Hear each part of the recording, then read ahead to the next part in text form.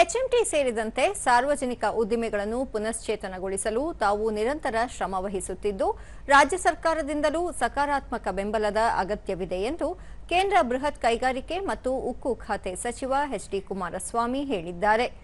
ಬೆಂಗಳೂರಿನಲ್ಲಿಂದು ಸುದ್ದಿಗೋಷ್ಠಿಯಲ್ಲಿ ಅವರು ಎಚ್ಎಂಟಿ ಕಾರ್ಖಾನೆ ಸ್ಥಾಪನೆಗೆ ನೀಡಿರುವ ಜಾಗವನ್ನು ಅರಣ್ಯ ಇಲಾಖೆಯ ಸ್ವತ್ತು ಎಂದು ಪ್ರತಿಪಾದಿಸಲಾಗುತ್ತಿದೆ. 1960ರ ನವೆಂಬರ್ 25ರಂದು ನಡೆದ ಉನ್ನತ ಮಟ್ಟದ ಸಭೆಯಲ್ಲಿ ಎಚ್ಎಂಟಿ ಕಾರ್ಖಾನೆ ಮತ್ತು ಉಪನಗರಕ್ಕಾಗಿ ಮಂಜೂರಾತಿ ನೀಡಲಾಗಿದೆ. ಇತ್ತೀಚೆಗೆ ಅರಣ್ಯ ಇಲಾಖೆ ಅಧಿಕಾರಿಯೊಬ್ಬರು ನಿವೃತ್ತಿಗೆ ಸ್ವಲ್ಪ ದಿನ ಮುನ್ನ ಎಚ್ಎಂಟಿಗೆ ನೋಟಿಸ್ ನೀಡಿದ್ದಾರೆ. ಭೂ ವಿವಾದಕ್ಕೆ ಸಂಬಂಧಪಟ್ಟಂತೆ ರಾಜ್ಯ ಸರ್ಕಾರ ಹಾಗೂ ಎಚ್ಎಂಟಿ ನಡುವಿನ ತಗಾದೆ ನ್ಯಾಯಾಲಯದ ವಿಚಾರಣೆಯಲ್ಲಿರುವಾಗ ಈ ರೀತಿಯ ನೋಟಿಸ್ ಅನಗತ್ಯವಾಗಿತ್ತು ಎಂದಿದ್ದಾರೆ. ಎಚ್ಎಂಟಿ ಕಾರ್ಖಾನೆ ಪುನಶ್ಚೇತನಗೊಳಿಸಲು 2 ವರ್ಷಗಳಿಂದಲೂ ನಿರಂತರ ಪ್ರಯತ್ನ ನಡೆಸುತ್ತಿದ್ದೇನೆ. ಕುದುರೆಮುಖ ಕಬ್ಬಿಣ ಅದಿರು ಸಂಸ್ಥೆಗೆ ಬಳ್ಳಾರಿ ಬಳಿ ನೀಡಲಾಗಿದ್ದ ಗಡಿ ಪ್ರದೇಶಕ್ಕೂ ತಕರಾರು ತೆಗೆಯಲಾಗಿದೆ. 2 ವರ್ಷಗಳಿಂದ ರಾಷ್ಟ್ರೀಯ ಖನಿಜ ಅಭಿವೃದ್ಧಿ ನಿಗಮದಿಂದ ಅದಿರು ಪೂರೈಕೆ ಮಾಡಿ ಕುದುರೆಮುಖ ಕಬ್ಬಿಣ ಅದಿರು ಸಂಸ್ಥೆಯನ್ನು ಉಳಿಸಲು ಪ್ರಯತ್ನ ನಡೆಸಲಾಗುತ್ತಿದೆ.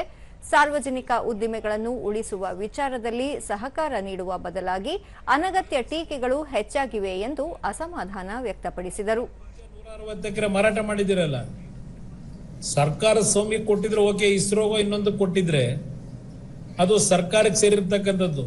ಅದರಿಂದ ದೇಶಕ್ಕೆ ಏನೋ ಒಂದು ಕಾಂಟ್ರಿಬ್ಯೂಷನ್ ಇದೆ.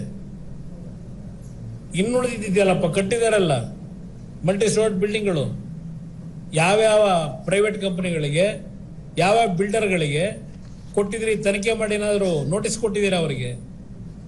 ಎಚ್ಎಂಟಿ ನೋಟಿಸ್ ಕೊಡೋದಕ್ಕೆ ಮೊನ್ನೆ ಯಾರೋ ಅಧಿಕಾರಿ ರಿಟೈರ್ಡ್ ಆಗಿ ಹೋಗ್ಬೇಕಾದ್ರೆ ಯಾರಪ್ಪ ಡೈರೆಕ್ಷನ್ ಕೊಟ್ಟಿರೋದು? ಕೆಲವೇ ದಿವಸಗಳಲ್ಲಿ ಏನೋ ಒಂದು ರಿವೈವಲ್ ಮಾಡಲಿಕ್ಕೆ, ಒಂದು ಹೊಸ ಕಾಯಕಲ್ಪ ಕೊಡ್ಲಿಕ್ಕೆ ನಾವು ಹೊರಟಿದ್ರೆ ಬೆಂಬಲ ಕೊಡಬೇಕು. ಈ ರೀತಿ ಹೇಳಿಕೆಗಳು ಕೊಟ್ಕೊಂಡು ಏನ್ ಸಾಧನೆ ಮಾಡ್ತೀರಿ ನೀವು?